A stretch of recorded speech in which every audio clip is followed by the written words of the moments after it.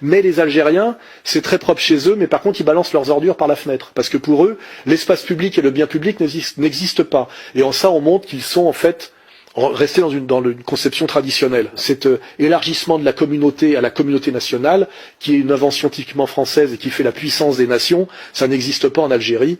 C'est pour ça que l'Algérie est une poubelle à ciel ouvert. Hein. C'est pas moi qui le dis, c'est les Algériens qui le disent. Et vous regardez toutes les vidéos qui le démontrent. Et c'est pas une injure que de le dire. C'est très beau ton pays, tu sais. Ah bah oui, très bien. Mais il y a juste un petit défaut. Je sais pas si vous l'avez remarqué. Il y a juste des gens qui jettent des trucs et ils jettent des déchets partout. Toi, tu jettes pas, toi? Ah bah oui, moi je jette pas.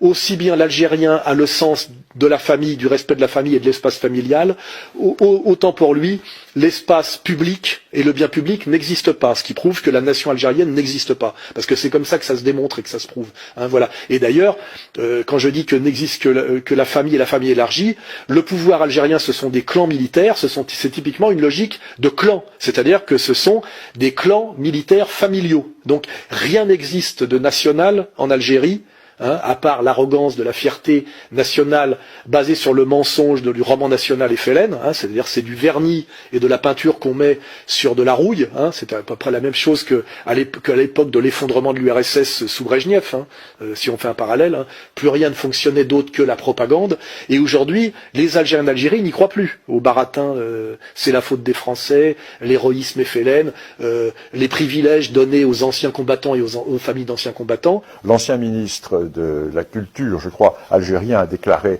il y a quelques mois, avant d'être remercié, que les 3/4 des anciens combattants algériens sont des faux, et tout le monde sait que ce sont des faux en Algérie. Mais ces gens sont quand même inscrits dans les registres des anciens combattants, plusieurs dizaines de milliers. Lorsque la guerre d'Algérie s'est terminée, il restait quelques centaines de combattants dans les djebels. Il y en a plus de 100 000 qui sont répertoriés maintenant et qui touchent des pensions. C'est un pays qui va vers l'effondrement total. Ce qui veut dire qu'en ce moment, on a deux pays qui sont en voie d'effondrement, même si c'est caché par des mensonges, de la propagande et de l'arrogance, Israël et l'Algérie. Or, et de même, ces Algériens qui sont 40 millions aujourd'hui, les jeunes qui ont de l'avenir, qu'est-ce qu'ils disent quand on leur pose la question? Ils veulent un visa pour venir en France. Qu'est-ce qui se passe? Visa.